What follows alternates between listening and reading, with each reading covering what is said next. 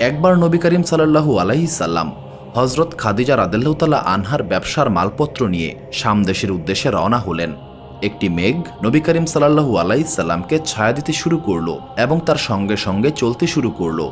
যখন নবী করিম সাল্লাল্লাহু আলাইহি সাল্লাম শাম দেশে পৌঁছে গেলেন, তখন বাসরা শহরের বাজারে একটি বৃক্ষের নিচে বিশ্রাম নিলেন।